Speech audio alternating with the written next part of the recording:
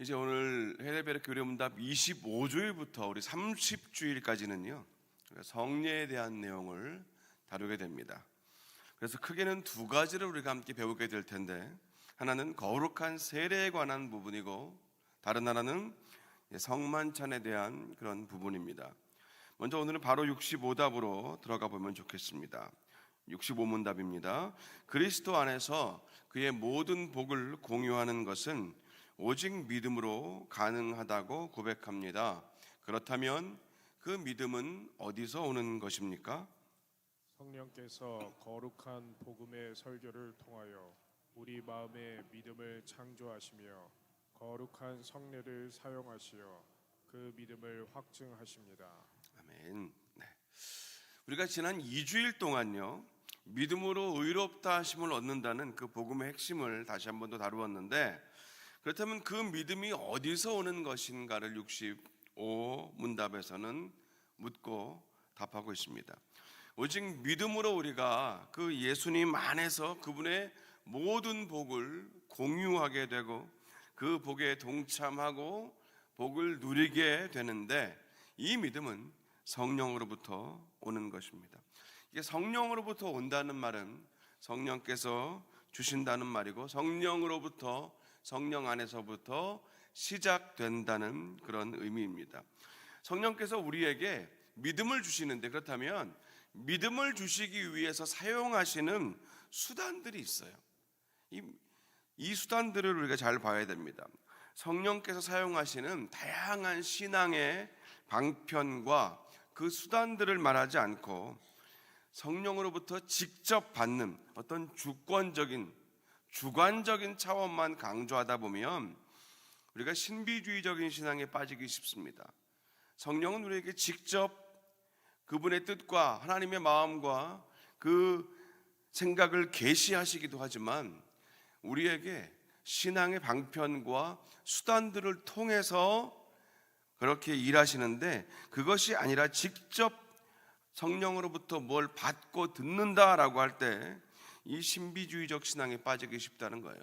신비주의적인 신앙, 내가 직접 듣고 배우고 받기 때문에 자칫하면 공동체, 교회, 권위를, 가르침을 거부하기가 쉽습니다. 저는 직접 계시를 아주 부정하는 사람은 아닙니다. 하나님은 얼마든지 그렇게도 하실 수 있는 분이라는 것을 당연히 믿기 때문이죠. 하나님은 그렇게 할 수 있는 분입니다. 그런데 그 직접 계시나 직통신앙을 우선시하게 되는 그런 신비주의적인 신앙들은 대부분 건강하지 않습니다. 균형을 잡기가 참 어렵습니다. 그래서 쉽게 넘어지기도 합니다. 혼자만 넘어지면 모르겠는데 꼭 주변 사람 붙들고 같이 넘어질 때가 많아요. 전 그래서 특별히 공동체 안에서는 그런 류의 신앙을 각별히 유의주시하고 또 깨어 있으려고 노력하는 편입니다. 물론 그 정반대의 경우도 있죠. 성령으로부터 직접 받는 그 직접적인 주권적인 차원을 아예 배제해버리고 성령께서 사용하시는 다양한 신앙의 방편들이나 수단들만을 강조하는 그런 반대의 경우입니다. 이런 경우는 신비주의와 반대에 있는 주지주의란 말을 써요. 주지주의. 이게 뭐냐면, 주지주의는 모든 것을 우리의 이성과 또 지성이라는 그 틀 안에서 이해하고, 이성과 지성의 틀 안에서 해석이 되면 그것을 받아들이는 것, 내가 납득되는 수준에서 모든 것을 이해하고 해석하려는 시도를 주지주의라고 합니다. 좀 더 풀어 말하면, 나무가 흔들려요. 그리고 풍향계가 흔들리고 옷이 흔들리며 펄럭거립니다. 그 흔들린다는 현상 자체는 인정하는데, 정작 그것을 흔들리게 하는 원인이 되는 바람은 보이지도 않고 손에 잡히지도 않으니 인정하지 않겠다는 그런 어리석은 생각과 비슷한 것이 이 주지주의가 가진 위험성입니다. 손에 잡히지 않고 눈에 보이지 않으면 인정할 수 없다는 게 이 주지주의의 맹점입니다. 이 주지주의가 더 나아가게 되면 이런 생각과 마음으로 연결되기도 합니다. 어떤 결과를 위해서요, 내가 분명히 기도했습니다. 그리고 주변 분들에게도 중보 기도를 부탁했습니다. 이 일을 위해서, 이 결과를 위해서 기도를 부탁했어요. 그래서 바라던 어떤 결과가 나왔습니다. 그런데 그 결과 자체에만 눈에 보이고 그리고 손에 잡히는 그 결과 자체에만 시선과 마음을 둔 채로 그 기도를 응답하신 하나님의 능력과 손길과 은혜를 그냥 인정하지 않고 잊어버리는 그런 모습과 마찬가지입니다. 한국에 그 따고배짱이라는 말도 있고, 물에 빠진 사람 건져줬더니 보따리 내놓으란 말도 있듯이요, 보이고 들리는 그 표면적인 차원, 내 이성과 지성이 납득되고 내가 이해되는 그 수준 안에서 신앙생활을 하는 것, 하나님의 신비와 그 하나님의 영역을 인정하지 못하는 그런 모습이 주지주의적인 신앙생활입니다. 그래서 이 주지주의의 뿌리는요, 영지주의와도 연결이 되어 있습니다. 이 영지주의는 쉽게 말해서 영적인 것은 선한 것이고 육적인 것은 악한 것이라는 극단적인 이원론을 말합니다. 그러니까 이 영지주의나 주지주의나 영과 육, 이성과 감성, 보이는 것과 보이지 않는 것을 구분하고 완전히 떼어놓는다는 이제 그런 점에서는 동일하게 비기독교적인 모습입니다. 그래서 하이델베르크 요리문답 65문답은요, 성령께서 하시는 일을 균형 있게 답을 하고 있는 거예요. 성령께서는 거룩한 복음의 설교를 통해서 우리의 마음에 믿음을 창조하신다라는 그런 표현을 썼지 않습니까?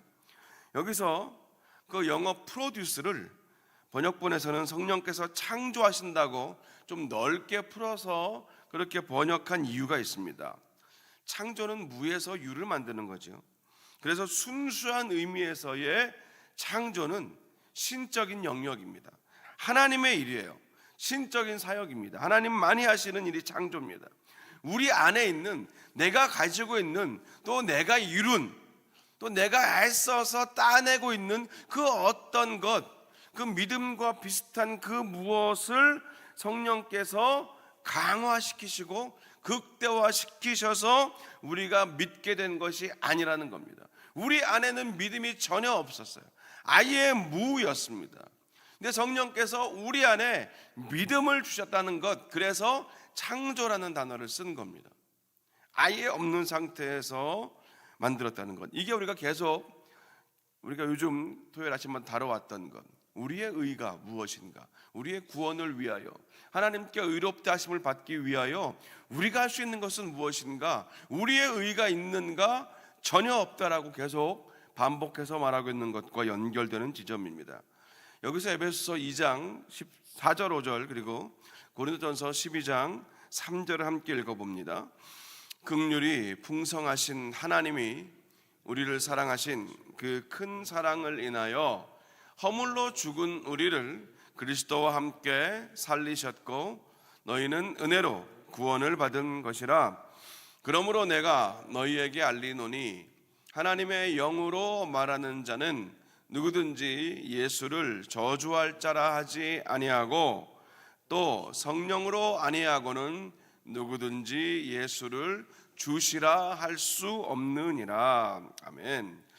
먼저 이 에베소서는요, 우리가 허물과 죄로 죽은 자들이라고 말하고, 그런 죽은 우리를 하나님이 그 크신 사랑으로 예수 그리스도와 함께 십자가에서 살리셨다고 말하죠.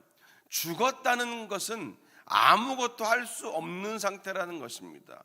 단 하나라도 생기의 일, 생명의 일 할 수 없는 상태가 죽은 상태입니다. 그런 죽은 우리가 어떻게 예수님을 주라고 고백할 수 있는가? 그것이 바로 성령으로 가능하다는 것이 뒤에 읽은 고린도전서 12장 3절 말씀이죠. 성령으로 아니하고는 누구도 예수 그리스도를 주님이라고 고백할 수 없다는 겁니다. 그렇게 증언하고 있는 거예요. 이게 바로 성령께서 우리 마음 안에 믿음을 창조하신다는 근거입니다. 우리에게는 믿음이 없습니다. 이미 우리는 죄와 허물로 죽은 자들이기 때문입니다. 이 전적 무능과 전적 타락이 우리 믿음의 시작이고 성령께서 그런 우리에게 믿음을 창조하신다고 65답은 말합니다. 이 기준을 가지고 65답은요 두 가지를 강조해요. 하나는 성령께서 사용하시는 방편 복음의 설교를 통해서 우리 마음에 믿음을 창조하신다는 것이고, 다른 하나는 성령께서 우리의 믿음을 확증하시는 도구, 즉 우리가 우리의 믿음을 확증하는 그 방법, 방편, 그 수단이 바로 Holy Sacrament, 거룩한 성례전이라는 겁니다. 성례들을 통해서 성령께서 우리에게 있는 믿음을 확증해 주신다는 거예요. 아, 내가 믿음이 있구나, 내 안에 믿음이 있구나, 감사합니다. 나에게 믿음을 선물로 주신 주님 감사합니다. 그것을 확인하는 것이 바로 Holy Sacrament라는 거예요. 먼저 로마서 10장 17절과 베드로전서 1장 23절을 또 함께 읽어봅니다. 그러므로 믿음은 들음에서 나며 들음은 그리스도의 말씀으로 말미암았느니라. 너희가 거듭난 것은 썩어질 씨로 된 것이 아니요 썩지 아니할 씨로 된 것이니 살아있고 항상 있는 하나님의 말씀으로 되었느니라. 아멘. 믿음은 들음에서 나는데 이 들음은 무엇을 듣느냐? 그리스도의 말씀을 듣는 것입니다. 그리스도의 말씀은 우리가 읽을 수도 있고 묵상할 수도 있고 암송할 수도 있어요. 그런데 굳이 바울이 로마서 10장에서 듣는다라는 표현을 한 것은 여기서 설교의 중요성 중에 하나를 강조한 부분이기도 합니다. 혼자 성경 읽고 묵상하고 큐티하고 공부하는 것과 설교자들을 통해서 설교를 듣는 것과의 차이를 굳이 이 65문답에서 구분을 해놓은 이유가 있습니다. 성경 해석과 적용의 위험성 때문이지요. 예수님을 죽인 사람들은 구약 성경을 잘 알고 배우고 암송하고 그 뜻을 늘 새기며 살려고 애썼던 사람입니다. 우리가 지금 하고 있는 큐티보다 훨씬 더 강도 높은 큐티를 하면서 평생을 살아왔던 사람들입니다. 그 사람들이 예수님을 죽였습니다. 왜냐하면 그 말씀의 뜻을 제대로 배우지 못했기 때문에 구약 성경 안에 나타난 하나님의 복음, 하나님 나라의 복음, 예수 그리스도의 형상, 그 예수 그리스도를 읽어내지 못했기 때문에 그들은 예수님을 십자가에 못 박아 죽게 한 겁니다. 요즘 이제 한 주 한 주 우리 하이델베르크 요리문답 이 아침 공부가 진행될수록 이 많은 분들에게서 피드백을 받고 있습니다. 그분들이 믿음이 없어서 성경을 잘 몰라서 기독교의 기본 진리와 기본적인 교리들, 요리들을 처음 접해서 이 토요일 아침을 사모하시는 것이 전 아니라고 믿어요. 이미 알고 있지만 다시 한번 함께 모여서 듣고 다시 한번 재확인하며 다시 새기는 자리가 바로 이 아침이기 때문에 거기에서 오는 유익을 너무너무 기뻐하시면서 즐거워하신다는 그런 피드백을 요즘 더 자주 듣게 됩니다. 그래서 저도 한 주 한 주 지날수록 우리 교회의 모든 성도님들이 좀 강제적이라도 이 시간에 오셔서 나의 믿음을 확인하고 점검하고, 지금 내가 믿는다라고 말하고 내가 구원받았다, 내가 의롭게 되었다, 이런 우리가 너무나 흔히 말하고 있는, 그리고 매주일마다 고백하는 사도신경과 우리 삶 가운데 가장 기초적으로 새겨져 있는 십계명과 주기도문, 우리가 그런 내용들을 다시 한번 확인하는 그런 이 시간이 정말 귀중해서 좀 강권을 더 하고 싶은 마음이 들 때가 많습니다. 흐린 눈으로 믿는 분들이 적어졌으면 좋겠습니다.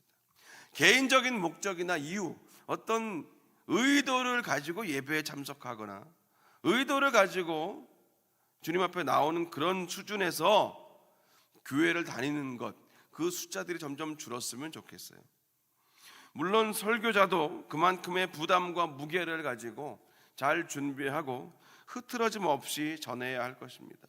전 이런 입장에서 오늘 65문답은 우리가 복음의 말씀을 들을 때 성령께서는 우리 마음 안에 믿음을 창조하신다고 한 것이죠. 그래서 설교를 들을 때 성령의 도우심을 우리가 구해야 하는 겁니다.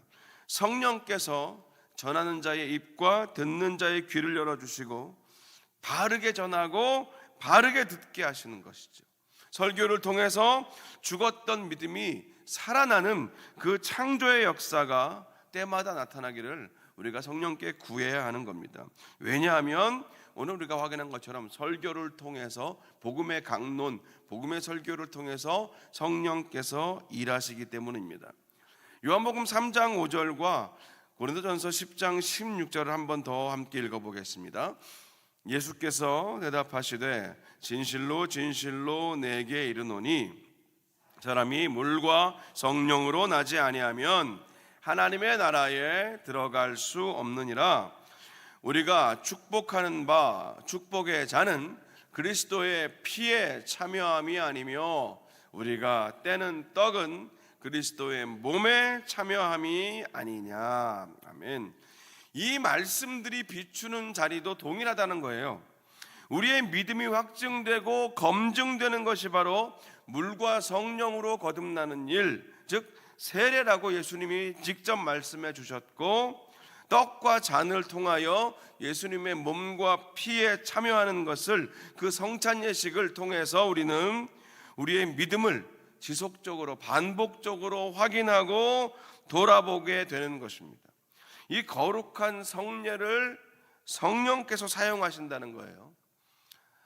이 성례를 사용하셔서 우리의 믿음을 확증해 주신다. 이것이 바로 65문답의 정확한 내용입니다. 이제 이어서 66문답으로 가보겠습니다. 성례란 무엇입니까? 성례란 눈으로 볼 수 있는 거룩한 표시이며 보증입니다. 하나님께서 성례를 제정하셔서 그것을 행하는 우리들이 복음의 약속을 더욱 명확하게 이해하도록 하시고 자신의 약속을 확증하십니다. 하나님께서 약속하신 복음은 이것입니다. 그리스도께서 십자가에서 성취하신 단번의 속죄로 말미암아 은혜를 따라서 우리의 죄를 용서하시고 영생을 부여하십니다. 아멘. 네.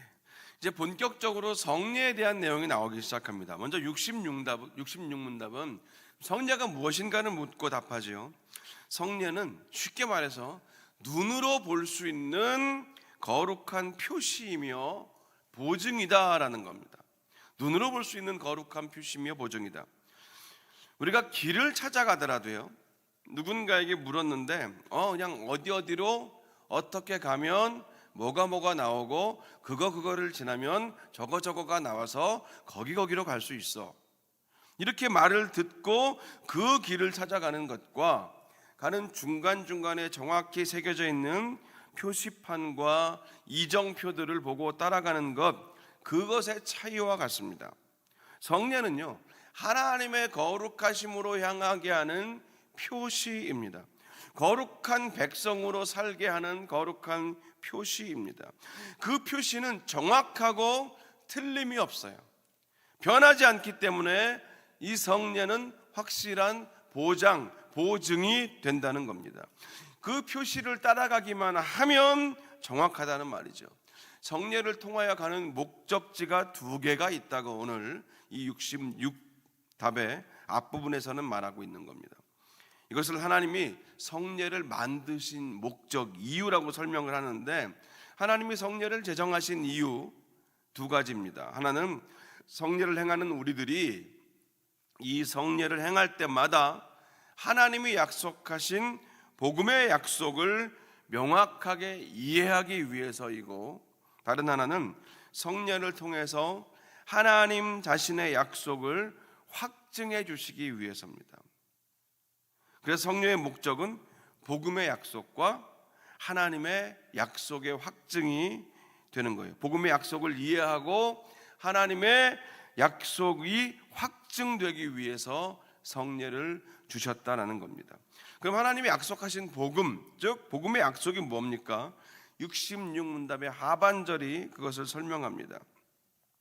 예수님이 십자가 위에서 들이셨던 그 한 번으로 영원한 효력을 가진 영단번의 제사, 그 효력에 대한 약속을 말하죠. 예수님의 십자가로 완전히 충분하다, 이 약속을 말하는 겁니다. 이 예수님을 믿는 자들에게, 그 십자가의 영단번의 효력을 믿는 자들에게 죄사함과 영원한 생명을 은혜로 주신다는 약속입니다. 앞선 65문답과 연결해서 생각해 본다면 하나님께서는 이 복음의 약속을 두 가지 형식으로 우리에게 주신다는 것을 알 수 있어요. 하나는 설교를 통해서 가르쳐 주시는 것이고, 다른 하나는 성례를 통해서 이 복음의 약속을 가르쳐 주신다는 겁니다. 그래서 우리가 설교를 통해서 예수님을 통해 나타난 하나님의 복음을 지속적으로 반복적으로 배워야 하는 것이고, 그리고 성례를 통해서도 그렇게 해야 한다는 겁니다. 마태복음 26장 27절과 8절, 그리고 히브리서 10장 10절을 함께 읽어봅니다. 또 잔을 가지사 그들에게 주시며 이르시되 너희가 다 이것을 마시라. 이것은 죄 사함을 얻게 하려고 많은 사람을 위하여 흘리는 바 나의 피 곧 언약의 피니라.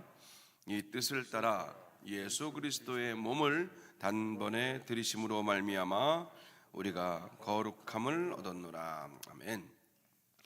예수님께서 직접적으로 가르쳐 주신 것처럼 떡과 잔을 마시는 이 성례의 하나인 성만찬, 성만찬은 우리의 죄사함을 확인하고 감사하는 자리입니다. 믿는 자들에게 주시는 하나님의 약속의 복음을 다시 한번 확증하며 돌아보는 은혜의 자리가 바로 성만찬입니다. 히브리서 말씀처럼 예수님의 십자가 죽음으로 말미암아 우리가 거룩함을 얻었다는 그 사실을 직접 눈으로, 몸으로, 그리고 우리의 입으로 체험하는 자리가 성례의 하나인 성만찬의 자리입니다. 이렇게 66답을 통해서 우리가 두 가지를 확실하게 그래서 기억해야 돼요. 두 단어입니다. 표시와 보증. 표시와 보증이 굉장히 중요한 키워드예요. 성례는 하나님의 거룩하심으로 향하게 하는 표시, 거룩하심을 향하여 나아가게 하는 표시라는 거예요. 그리고 거룩한 백성으로 살게 하는 거룩한 표시입니다. 그 표시는 정확하고 틀림이 없기 때문에 확실한 보장이 되는 겁니다. 그 표시를 따라가기만 하면 다른 곳으로 가지 않는다, 다른 곳으로 갈 일이 없다, 그 사실이죠. 그래서 성례는 우리 모든 믿는 성도들의 중요한 신앙의 방편입니다. 신앙의 도구가 되는 거죠. 길을 잃지 않아야 하기 때문입니다. 67문답으로도 이어가 봅니다. 그러면 말씀과 성례 둘 다 구원의 유일한 근거인 예수 그리스도의 십자가 희생에 우리 믿음의 초점을 맞추는 것입니까? 바로 그렇습니다. 성령께서는 복음 안에서 우리에게 가르치시고 성례를 통하여 확증하시는 것은 우리의 구원이 십자가에서 우리를 위해 당하신 그리스도의 단번 희생에 달려 있다는 것입니다. 아멘. 자, 여기서는 다시 한번 우리가 성례를 통해서 배울 수 있는 믿음의 초점을 확인하는 거죠. 초점이 맞지 않는 안경은 차라리 안 쓰는 게 낫습니다. 아무리 금으로 만든 돋보기라도 초점이 맞지 않으면 아무것도 보이지 않습니다. 의미가 없습니다. 그 본래의 목적을 상실하지요. 방금 확인했던 것처럼 하나님께서는 복음의 약속을 설교를 통해서 가르쳐 주시고 성례를 통해서 가르쳐 주십니다. 그래서 이 설교와 성례 안에는 예수 그리스도의 십자가 희생이라는 구원의 유일한 근거가 당연히 있는데 거기에다가 우리의 믿음의 초점을 맞춰야 한다는 거죠. 우리가 초점이라는 표현을 생각해 볼 때요, 항상 잊지 말아야 될 부분이 있죠. 초점. 성경 66권이 모두 다 예수 그리스도의 복음에 초점이 맞춰져 있습니다. 예수님의 십자가, 그 영단번의 희생제사는 구약과 신약 전체에 흐르는 초점입니다. 그래서 우리가 성경을 배우고 끊임없이 알아가야 이 복음의 초점에서 벗어나지 않게 됩니다. 내가 믿는 것이 무엇인가? 내가 누구를 믿는 것인가? 나의 구원과 소망은 어디에서 오는 것인가? 내가 무엇으로 의롭게 되는가? 이런 우리의 신앙의 뼈대를 제대로 세우지 않고 봉사하고 섬기고 사역하고 일하기만 한다면 방향을 잃기 쉽습니다. 행위로 인한 구원이 아닌 것을 분명히 알지만 행위로 인한 구원을 받는 것처럼 착각하면 나도 모르게 그 길로 가게 됩니다. 이런 이 아침에 이런 자리를 통해서 다시 한번 늘 확인하고 또 확인해야 되는 거예요.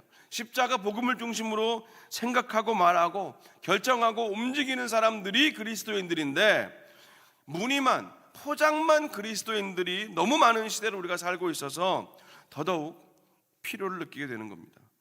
전 우리 오렌지 하나님교회가 앞으로 하나님을 부인하고 거역하고 부정하는 이 시류와 물결을 거슬러 올라가는 살아 역사하는 역동하는 교회와 성도가 되어야 될 텐데, 이를 위해서 이 52주간의 하이델베르크 교리 문답의 이 믿음의 여정은 한 번으로 끝나지 않고 계속 지속적으로 반복되어야 한다고 믿습니다.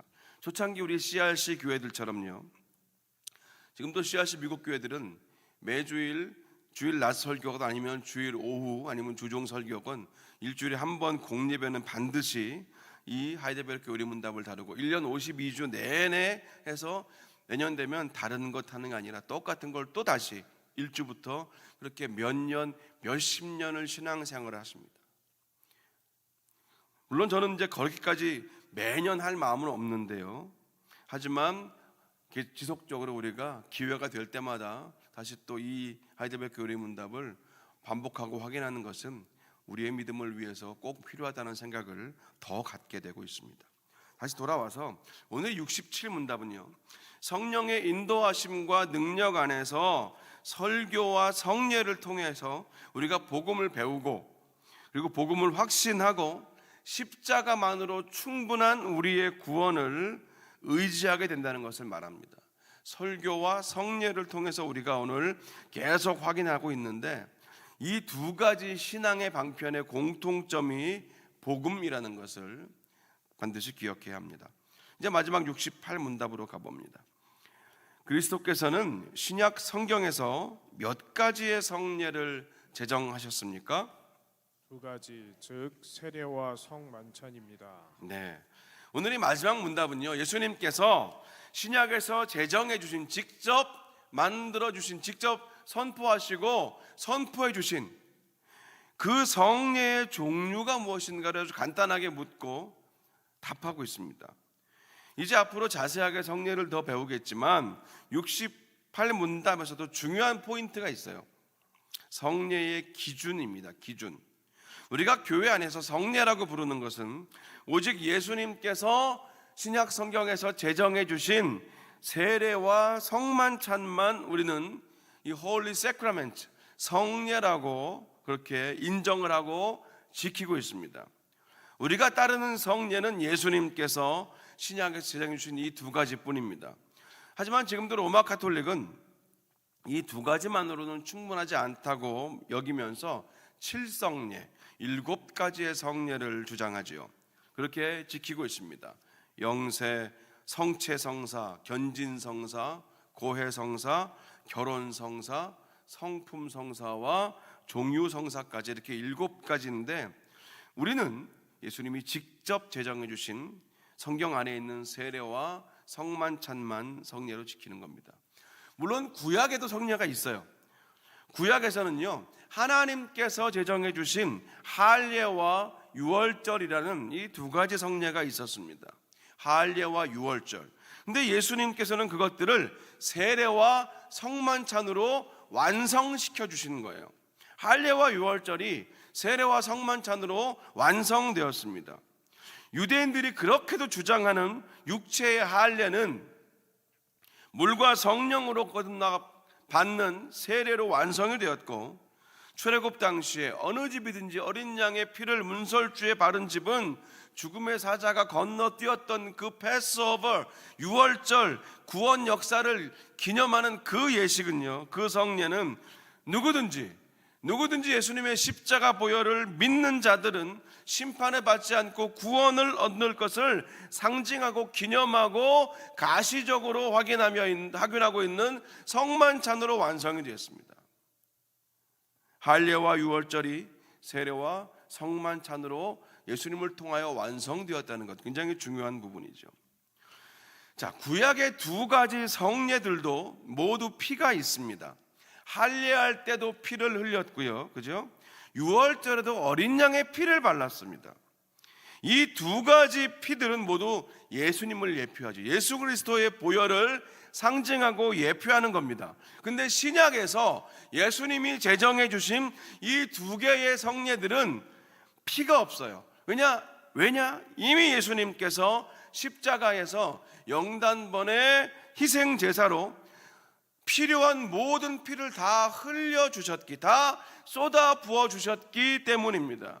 그래서 신약 시대를 사는 우리는 세례를 통해서 삼위 하나님과 연합하고 성례를 통해서 예수님의 죽으심을 기념하고 다가올 어린 양의 혼인잔치를 기대하는 겁니다. 그것으로 완전히 충분하다는 거예요. 이것이 우리가 예수님이 제정하신 이 성례를 생각할 때 중심에 두어야 할 신앙 고백입니다. 그래서 우리에겐 더 이상 피 흘림이 필요 없는 거예요. 주님이 다 흘려주셨기 때문에. 오늘도 우리는 우리의 믿음과 신앙 생활에 있어서 아주 중요한 것들을 짧지만 배우고 확인했습니다. 예수님이 직접 제정해 주신 세례와 성만찬은 표시와 보증이라고 말씀드렸어요. 보이지 않는 하나님의 사랑, 하나님의 손이 보이는 자리로 나타나 주신 그 놀라운 은혜입니다. 이제 앞으로 우리는 직간접적으로 이 성례를 대하면서, 그죠? 세례를 받기도 하고 또 받는 분들을 우리가 보고 또 받았던 내 사실을 기억하기도 할 겁니다. 이렇게 직간접적으로 다양한 자리에서 세례와 성만찬, 이 성례를 대하면서 남은 우리의 신앙의 여정을 이어가게 될 텐데요, 그때마다 오늘 이 말씀을 꼭 기억하고 또 기억해야 할 것입니다. 설교와 성례는 하나님이 주신 복음의 약속을 정확하게 이해하는 자리이고, 그리고 설교와 성례는 구원의 언약을 확증해 주시는 자리라는 것, 절대로 형식적으로 습관적으로 지나가는 자리가 아니라는 것이죠. 바라기는 이 한 주간 그리고 앞으로 우리의 삶 속에서 이 성례를 통해서 우리의 믿음을 재점검하고 예수 그리스도의 구원과 사랑을 재확인하는 그런 중심 잡힌 신앙으로 사시는 저와 여러분 되시기를 간절히 축원합니다. 기도하겠습니다. 하나님, 또 우리가 오늘 주님의 말씀을 중심으로, 말씀을 기초로 하이델베르 교리문답 25주차의 내용들을 다루었습니다. 이제 앞으로 몇 주간 우리가 홀리 세크라멘트, 성례들을 다루게 될 텐데, 주님, 우리의 삶 가운데 또 이 배움과 또 이 깨달음들이 다시 한번 우리의 믿음을 더 붙들어주고 중심 잡힌, 균형 있는, 넘어지지 않는, 흔들려도 쓰러지지 않는 그런 믿음의 여정 우리가 모두 나아갈 수 있도록 주여, 이 자리에 모인 우리 모두와 또 가정에서 함께 예배드린 성도님들, 그리고 우리 오렌지 교회 모든 가정들과 성도들 되게 하여 주시옵소서. 예수님의 이름으로 기도합니다. 아멘.